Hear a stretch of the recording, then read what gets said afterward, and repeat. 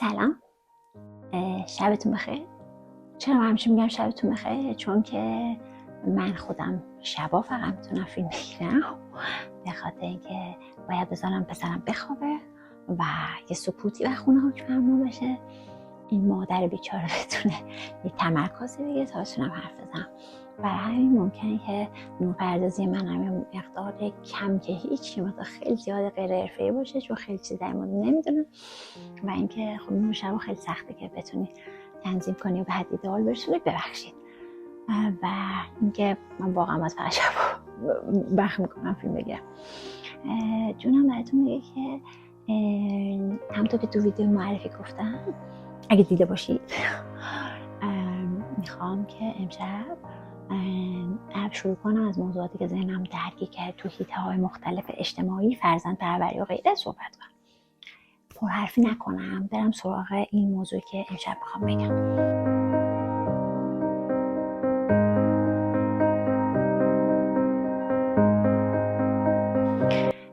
داستان کجا شروع شد؟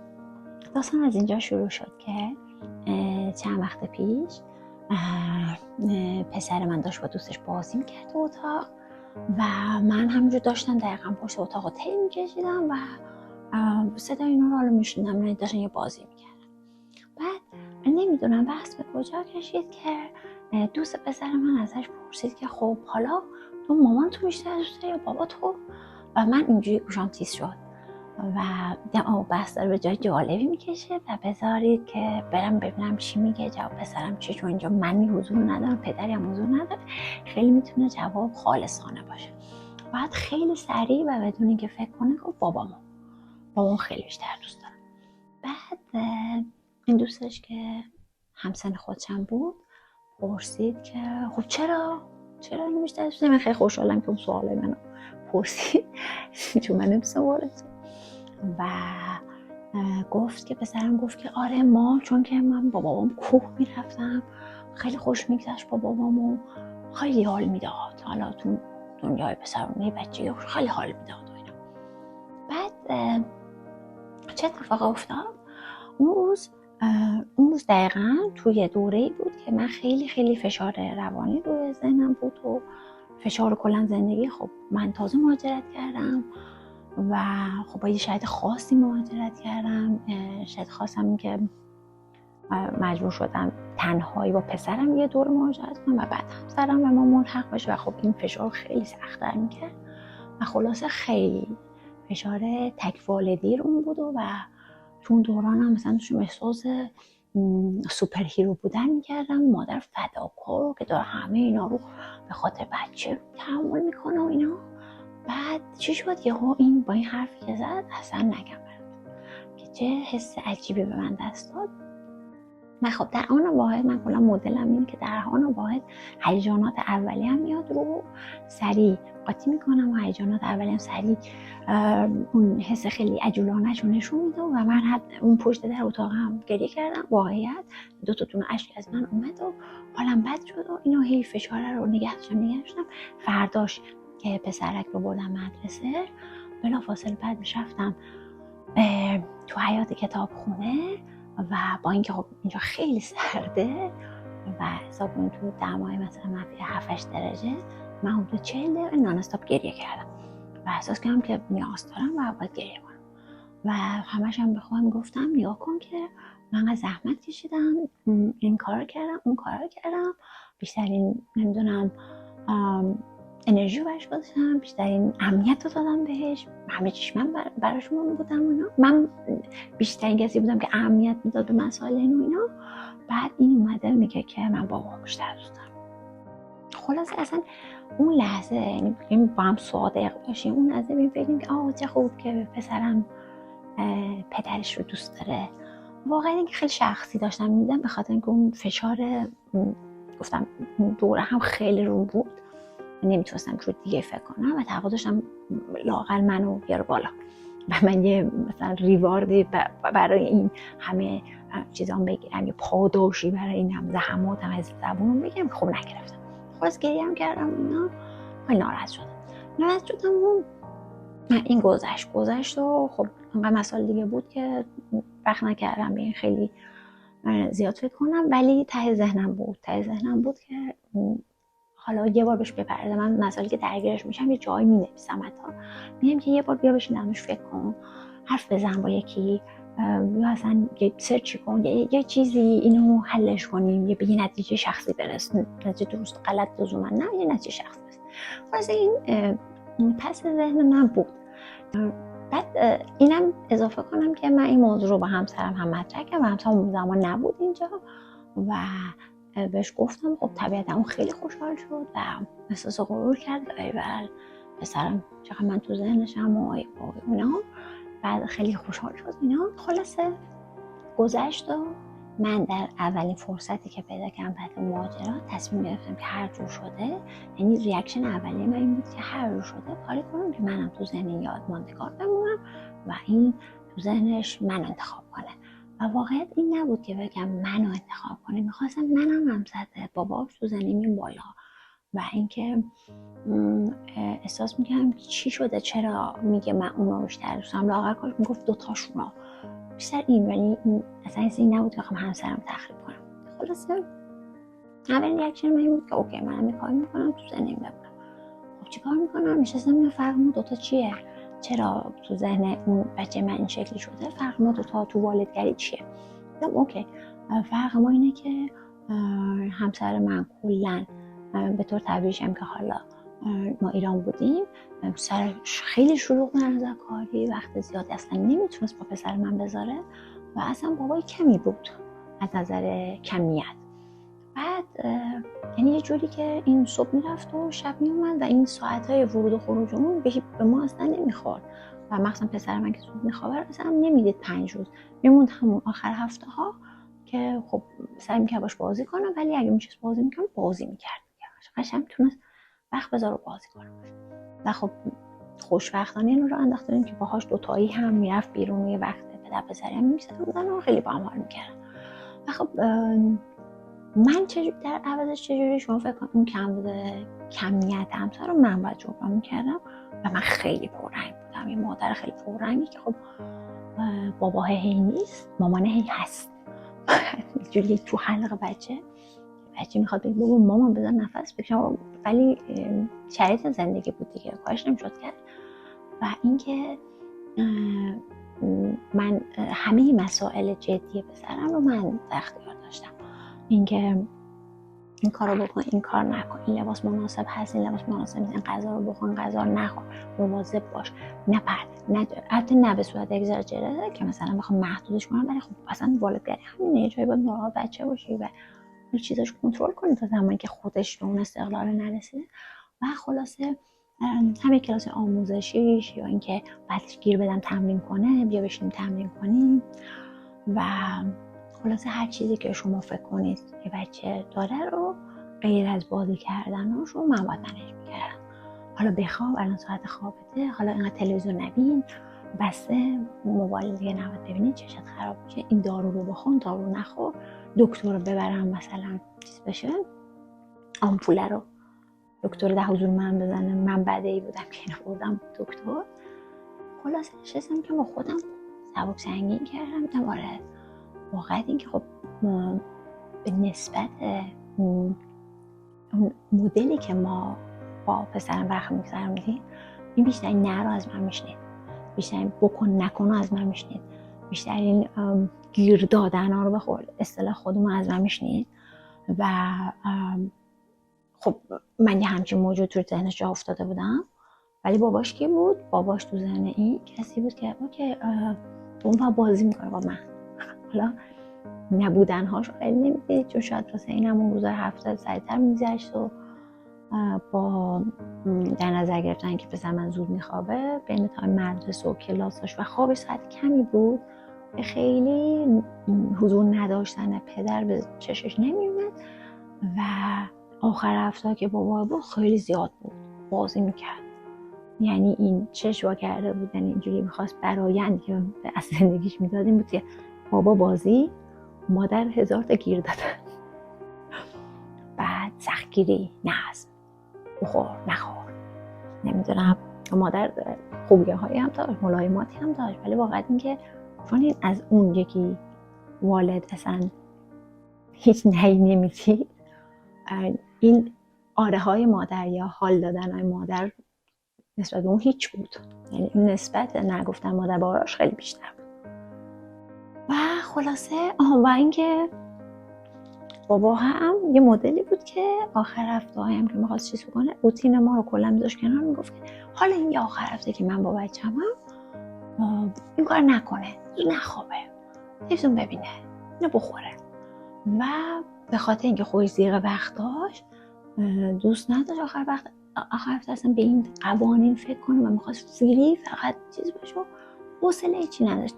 این در حالی که تو ذهن من این یه برداشت دیگه داشت، یعنی برداشت این بود که اهمیت نمیدیم به مسائل بچه. یعنی چی مهمه که کی بخواه، مهمه الان چی بخوره، مهمه مثلا اسکرین نبینه این همه زیاد، مهمه که مثلا داروش الان سر وقت بخوره. ولی یعنی حتی در این حد مهم رو هم اون براش مهم نبود، چون که دلش میخواست فقط با بچه باشه و اینا همه قوانین زیر پام داشت. من خب خیلی حال میکردم. من اینجور برداشت میگم که خب خیلی بده، این به ضرر بچه هست. ذهن من یه ذهن دیگه. خلاصه سرتون در نیار، اومدم از نگاه بچه‌م که نگاه کردم اینجوری، خب بعد منم باشم بابای جذاب انتخاب میکنم و میگم بیشتر دوستش دارم. این مامانه که همش گیر و گرفتاری شد واسه ما. بعد دوباره ریاکشن اولی هم این بود که خب حالا بعد از اینکه به این نتیجه رسیدی چیکار کنیم؟ ما هم تو ذهن ما نگاشیم ببینیم منم وقت میذارم که منم وقت با کیفیت میذارم، منم اونجوری میشم بازی میکنم، من میتونم و اینا میشم بازی میکنم. حقیقتش از اونجایی که اینقدر گرفتاری های شخصی من زیاد بود و اینکه با تجربه شرایط زندگی، نه اینکه اولویت غیر از پسرم وجود داشته باشه، من همه اولویت های سلامتی، تغذیه، بهداشتی، آکادمیک و کلاس های حالا جانبی، تمرین های باید بکنی از این دست رو همه رو به موقع انجام میدادیم، کارشون میکردیم. وقتی که بازی که میشد یه بخش کوچیکی میموند و البته پسر من جدا از این داستان بازیشو داشت. اینکه قرار باشه من بهش بپیوندم تو بازی یه وقت محدودی میتونستم بذارم، چون بعد از اونم حالا میمون کارهای خونه، کارهای دیگه، کار شخصی و رتق و فتق امور. خلاصه من همه وقت میتونم میشنم که تو بازی میکنم. نشستیم شروع کم چیز، اولش کم بعد بیشتر و اینا. البته بگم اصلا زیر سوال نمیبرم که این کار خوبه یا خوب نیست، یا اینکه من اصلا آدمش نبودم پس نمیکنم، حالا بهتون خواهم گفت. ولی قضیه اینه که دیدم اوکی من در مثلا روزی یه بار بازی با پسرم میتونم و خوب بود، تلنگر خوب بود از اینکه من هم بشینم وارد بازیشم، این احساس کنه که من دارم در این وقت میذارم و اون دنیای بی قلد و قش بازی منم تو شریکم. این ایجاد شد، اما نه به اندازه همسرم. نکتهش اینجاست، من اصلا نتونستم به اندازه همسرم بیخیال باشم، به اندازه اون فری بازی کنم، بیخیال از همه دنیا، بیخیال از قوانین و اینکه چجوری بهتون بگم اصلا مهم نیست الان چی میخوری، چی کار میکنی، اصلا ما بیا 3 سال با هم تلویزیون ببینیم چشات هم اشکال نداره، چیز شو بیا با هم بازی کامپیوتری که اصلا مناسبت نیست انجام بدیم اونو. من نتونستم. خب صرفا برای اینکه باهاش وقتی بگذارم که اون حال کنه رو اونو نتونستم. یه پله جلو رفتم واقعا و لازم بود و این تلنگر خوبی بود از اینکه من وقت بذارم بازی کنم باهاش بعد خودم و اینو روتین کردم واقعا. ولی اونو نتونستم. سرتون درد نیارم، ادامه ماجرا رو براتون بگم. من نشستم فکر کردم دوباره با خودم که آقا جو من نمیتونم پس چیکار کنم. بعد یعنی این که میگم یهویی، واقعا یهویی نیست، مثلا کلی فکر کردم کلنجار و اینا، با آدمای مختلف نگاه کردم اینا. بعد یه لحظه به این نتیجه رسیدم که چرا اصلا من باید شبیه اون باشم، شبیه همسرم. چرا من باید سعی کنم؟ اصلا چرا من باید حتما در ذهن فرزندم اینقدر ماندگار باشم از نظر عاطفی؟ اصلا زیر سوال من باندینگ عاطفی رو و مطمئنم من و پسرم هم باندینگ داریم، ولی اینکه انقدر آشکار باشه که ازش بپرسه کی بیشتر بهت حال داد، بگه من. خب این خیلی فرق داره با اینکه شما به بچه محبت کنید یا داستانهای دیگه. من میخوام اینا قاطی نشه مسائل. باندینگ عاطفی، محبت کردن، قربون صدقه رفتن، نمیدونم اعتماد به نفس دادن، همه اینا رو ما تو رابطه‌مون داریم و همه باید داشته باشن. این اصلا این اون نیست.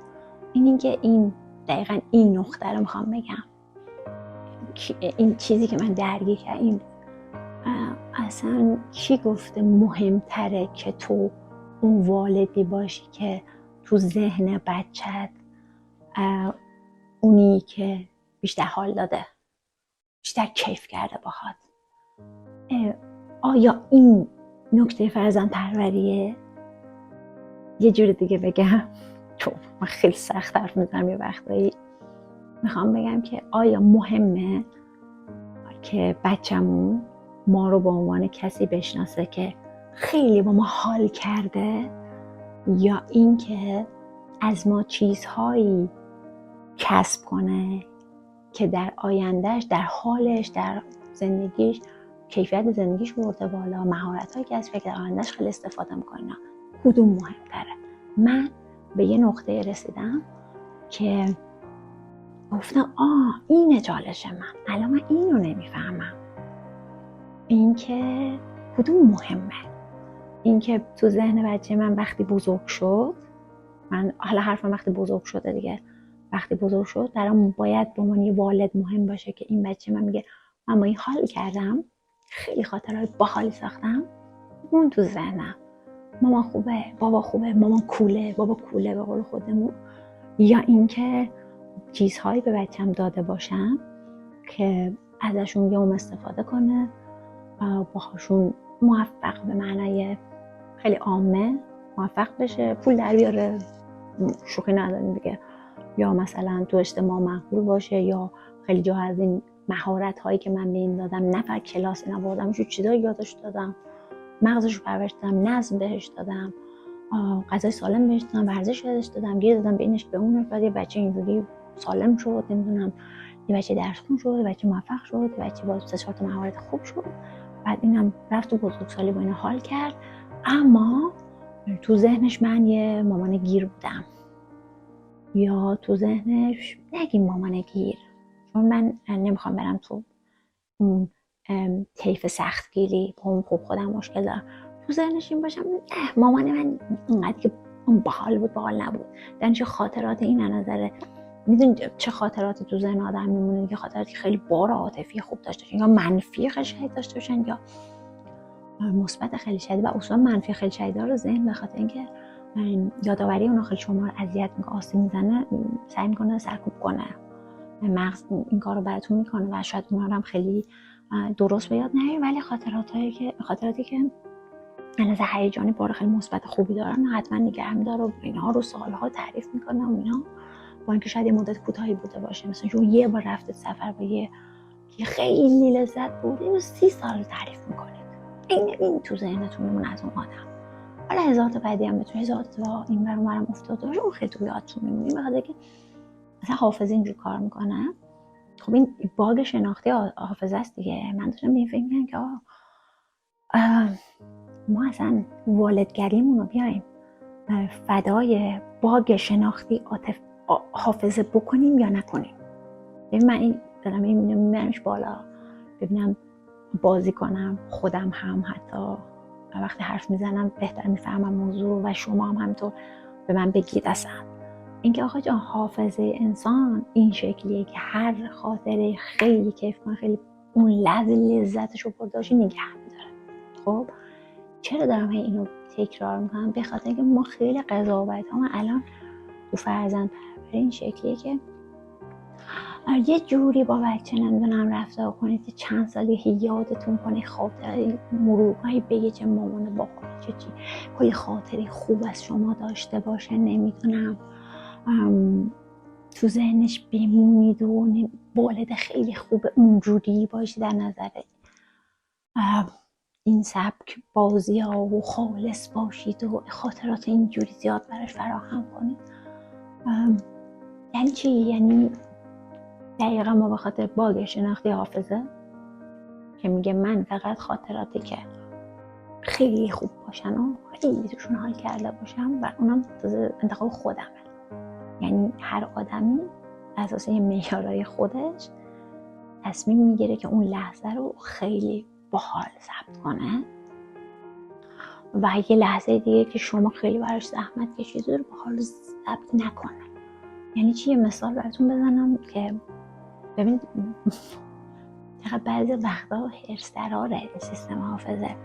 یعنی مثلا ممکنه یه خانومی 1000 تا کار بکنه شب عروسی، مثلا شب بعد از مراسم عروسی نیست همون خود شب عروسی مراسم و اینا بخواد نمیدونم بهترین آرایش، بهترین فلان، بهترین اینا بخاطر اینکه به یاد مثلا همسر بمونه، مثلا به یاد همه یا خودش، مثلا کلا من دوست داری خاطره یونیک هم واسه همسر ساخته باشین، عشقمون اون شب پیوند خورد از این داستانا.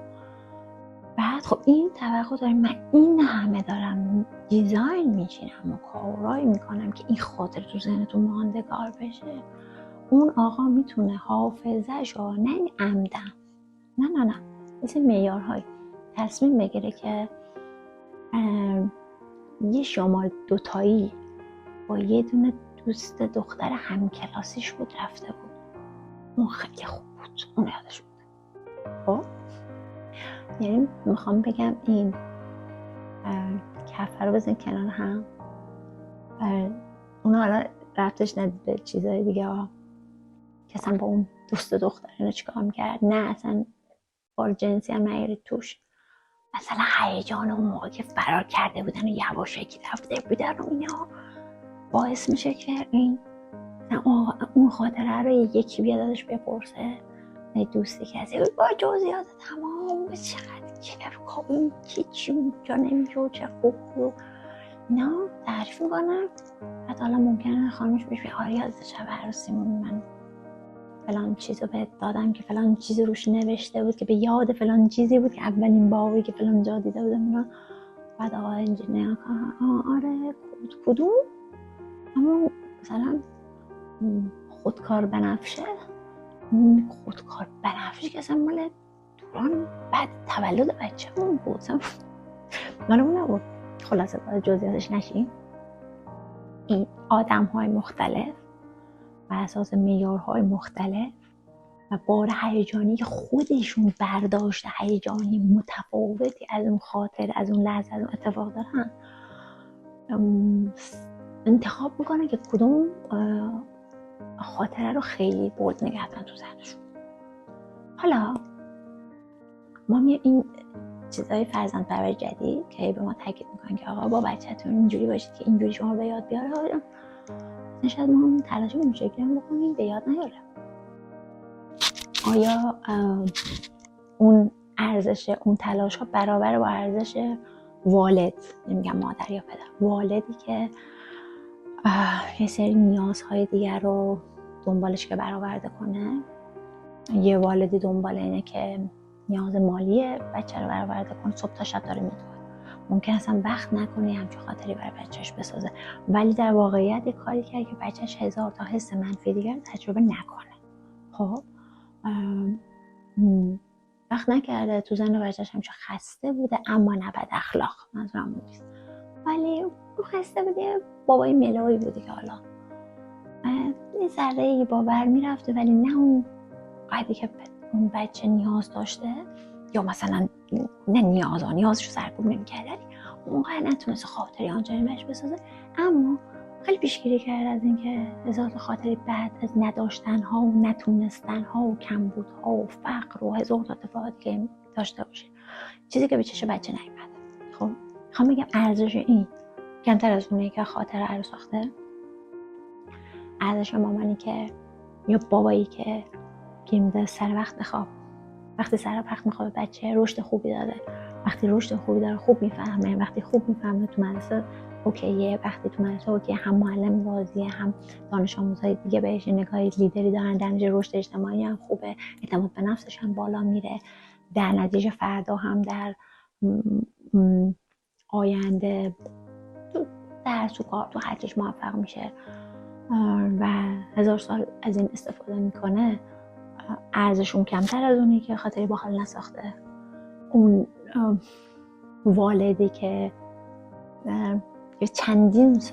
چندین بخش از تفریح بچه‌شو میگیره و میگه که بیا بشین فلان مهارت رو یاد بگیر، چندین بخش، نه همه بخش بازی بچه، و به نظر بچهش ای وای تو نمیذاری من همیشه فقط بازی کنم و اون کاری که دلم میخواد بکنم و من مجبور میکنی به کاری که الان به نظرم بورینگه ولی فردا خیلی به کار من میاد. آیا اون ارزشش کمتر از اون والدی خیلی همش فری استایل کار میکنه با بچه‌شو و همیشه آزاد گذاشته و به قولی روی کردهای جدید و اجازه داده انتخاب خود بچه باشه که چه کارها بکنه یا نکنه؟ آیا این ارزشش کمتر از اونه؟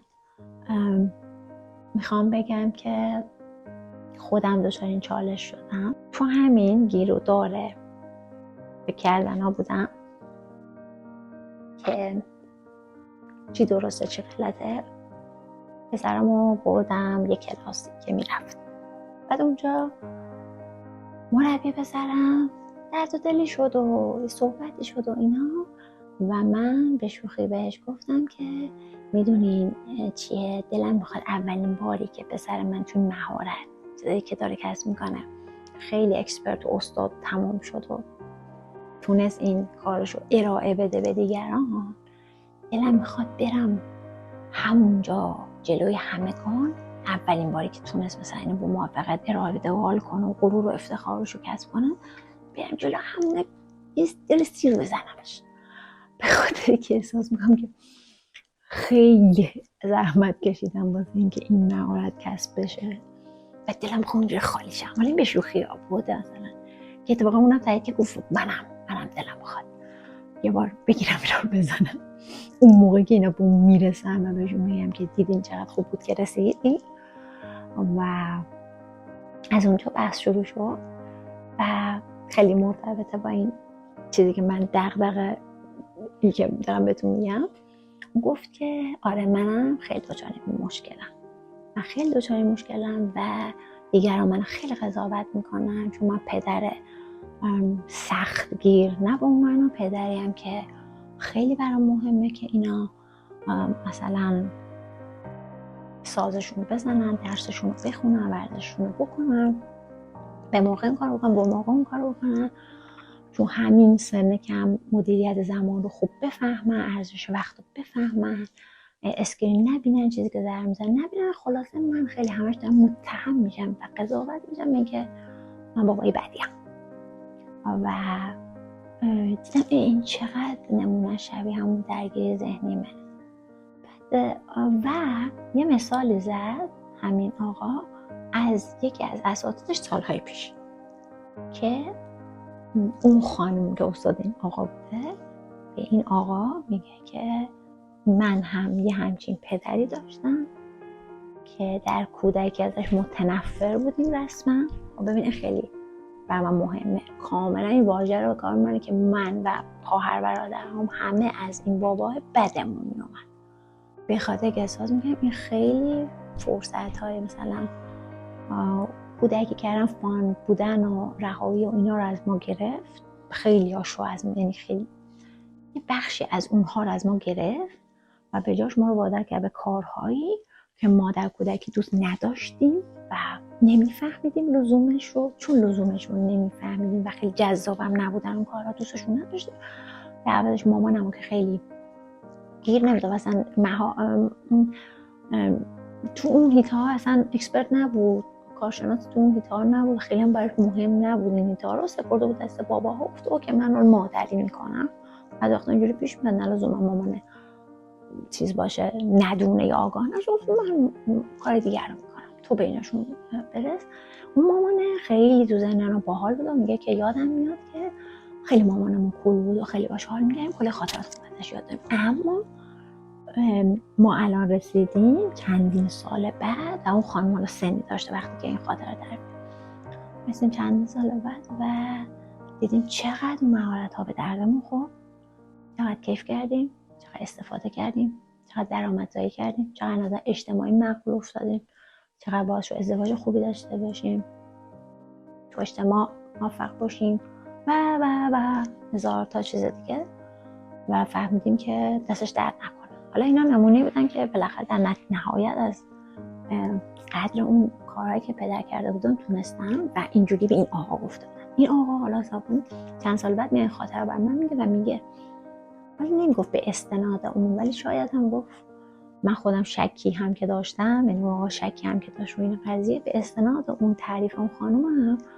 که اشکال نداره، اینا چند سالی که میفهمن که من کار خوبی کردم، من به درد اینا خورده این کاری که من کردم. خلاصه دغدغه این آقا هم شنیدم و اومدم خونه، از اون کلاس پسر اومدم خونه و دوباره این فکر در من قوت گرفت که چی درسته اینجوری بگی، واقعا درستی وجود نداره تو مسئله. من آخر به نتیجه رسیدم، ولی دلم میخواد هر تیکه تیکه این ویدیو من سوال میپرسم واقعا اینه که شما هم بگید ببینیم کدوم به نظرتون مهمتره، چون مسئله انسانی رو نمیتونید مثل مسائل ریاضی، فیزیک، ساینتیفیک قابل آزمایش نتیجه قطعی بگیرید. شما میتونید قطعا زیر میکروسکوپ ثابت کنید که اگر میکروبی وارد نون بشه این نون فاسد میشه، قابل خوردن نیست، شما بیمار میکنن. خیلی خیلی پیچیده‌تر از این است که ما بخوایم قرائت قضاوتش کنیم. خلاصه که بگیم کدوم درسته به نظرتون، بگیم واقعا نظرتون چیه، اینکه هر کی چه حسی داره برایندی رو برای خود من ایجاد کنید که آقا در نفر بیان بگن نه ما ترجیح دادیم بابا خوش اخلاق باشه چی یادمون نداره، 15 نفر بیان بگن که ما ترجیح خوش اخلاق نه دور بعد گفتم بابا خاطرات خوب بسازه ولی هیچ چیز خاصی هم به ما برای آینده نداده باشه، 15 نفر بیان بگن که آقا جان ما ترجیح میدادیم خیلی مهارت ها به ما داده باشه، حالا خیلی هم وقت اونجوری نگذرونده بود، خیلی چیز نبود. خب هم میدونم که آقا جواب خوشگلش اینه که بگین تعادل برقرار کن. خب یه وقتی اصلا نمیشه، یعنی اوکی باشه من سعی میکنم، یه وقتی نمیشه، مثلا یکی مثل شرایط من نمیتونم اصلا اون وقت، یعنی اصلا نمیمونه دیگه چیزی که من بخوام اون بازی با کیفیت اون خاطر سازی رو بکنم. دو من اصلا مدلی هم که نمیتونم. اوکی این هم خیلی مهمه، سعی کن بتونی نداری، به خاطر اینکه آدم ها مدلات مختلف دارن. سعی میکنم ما در آگاهتر و بهتری باشم، اما من اصلا نمیتونم تو بازی بچه مثلا اونجوری فری بشم، مغزم آف کنم که این مثلا وسط بازی مثلا چجوری بهتون بگم تو شوخی مثلا 2 مشت شکلاتم خورد دندونش هم های شکلات شکست و عوضش خیلی حال کرد. نمیتونم، یه حدی دارم و من اصلا نمیخوام به خودم برازم میگم نه من حواسم هست حالا یه حد لذت اینجوری نشه اونجوری نشه لذت رو ببره، اونه نه. واقعیت این که هممون یه حدی داریم و ممکنه یه نفر نتونه خب بیخیالی که اون کیفو میسازه که به اون حدی برسه که تو حافظه بمونه نمیتونه بسازه. با این فرض که آقا ما نمیتونیم تعادل برقرار کنیم، یه ذره هر کدومون توی یه طرف طیف این وسطه یه عده آدمایی هستیم که رها کردیم، سعی کردیم که خاطرات بهتری با بچه بسازیم، یه عده آدمی هستیم که سعی کردیم گیر بیشتری به بچه بدیم، آموزش بهتری به بچه بدیم، مهارت‌های بیشتری به بچه بدیم، نظم بیشتری به بچه بدیم و حالا این بچه بزرگ شده. خب میرسم به سوال واقعا اساسی که برام مهمه، برام غایت این کارا مهمه. میخوام برسم به این که این بچه بزرگ شد از کدوم یکی از اینا بیشتر و بهتر استفاده میکنه و باعث میشه مدت طولانی تری از عمرش رو با آنچه ما بهش دادیم بهتر و راحت تر و با کیفیت تر و با آرامش تر زندگی کنه. من اون رو میخوام. من نمیخوام تو ذهنش بمونم، نمیخوام بره بگه اوکی این مامانم باحال نبود بابام باحال بود. یعنی وقتی که حالا بعد اون فکرایی که کردم اون که بر خودم جا انداختم که اوکی اصلا هدف والدگری این نیست. هدف والدگری این که توی بچه آوردی وظیفه دیگه بهترین نحو پرورشش بدی، در نتیجه شوخی نداریم، رقابت سر نیست تو بگیم مامانم بیشتر دوستم یا بابام. هدف اینه که بدونم کدوم مدل برای بچه من کاراتر خواهد در آینده. این یک، یعنی اینکه دلم میخواد بدونم. خب شاید مثلا هیچ وقت نفهمم چون باز بچه من باید تشخیص بده، این باید بزرگ بشه بعد من بیاد بگه که یکی ازش بپرسه، یه غریبه رد میشه یه روزی توی 40 سالگی پسرم ازش میپرسه که مثلا ترجیح میدادی مثلا مامانت این کارا رو نمیکرد ولی بیشتر با تو بازیای باحال میکرد، خاطره سازی میکرد، کمتر به تو گیر میداد، کمتر سخت میگرفت، یا الان راضی که مامانت باعث شد تو این چیزها رو یاد بگیری، این کارا رو بکنی، مهارت ها رو یاد بگیری، چیزایی که مامانت فکر میکرد به دردت میخوره. آیا به دردت خورد؟ آیا ازش استفاده کردی؟ آیا واقعا همونطور که مامانت فکر میکرد مهم بودن یا نه؟ خیلی دلم خواهد اون یه ماشین زمان به من اونو میگه. اینم یه نکته که بهش فکر میکنم، اینکه این یادآوری روانیه بیشتر اینو اذیت خواهد کرد یا آنچه که واقعا داره ازش استفاده میکنه، به شرطی که تو چیزهایی رو شما براش لحاظ کردید که واقعا بشه در آینده ازش استفاده کرد. میخوام بگم آدمیزاد یه وقتایی دوباره یه باگ شناختی داره که احساساتشو و اون چیزی که بار عاطفی رو که بهتون گفتم اونو خیلی اگزرجری شده به یاد میاره و تعریف میکنه. یعنی میاد میگه آدمیزاد وقتی مثلا داره با یکی که صحبت میکنه میاد میگه که آره هیچ وقت یادم نه مامانم هیچ وقت نمیذاش مهمونی ها رو مثلا تا 3 نصف شب بیدار بمونم، گفتمون میگه اینجوری میگه اونجوری میگه. اینو حتما لحاظ خواهد کرد و خواهد گفت مثلا. ولی همین آدم نمیاد اینجوری به یاد بیاره حتی خودش که الان من دارم مثلا چیز شدم هر روز دارم مثلا از مهارت ریاضی یا مهارت مثلا ورزشی که مامانم بیسشو گذاشت و اون نظم درونی که مامانم بیسشو گذاشت در من دارم تو زندگیم استفاده میکنم، لذت میبرم، موفق میشم. اینو نمیاد به یاد بیاره خیلی. خب یعنی نمیاد بگه که آره اگه چیز خیلی خاصی باشه مثلا برن اسکار بگم که مرسی مامان که تو این کار. یعنی اسکار اگه به اونجاش برسه باز نمیاد هر روز بگه که مرسی شما این کار کردیم کاری که من نمیخوام بچه بیاد فردا ما بگه مرسی ها.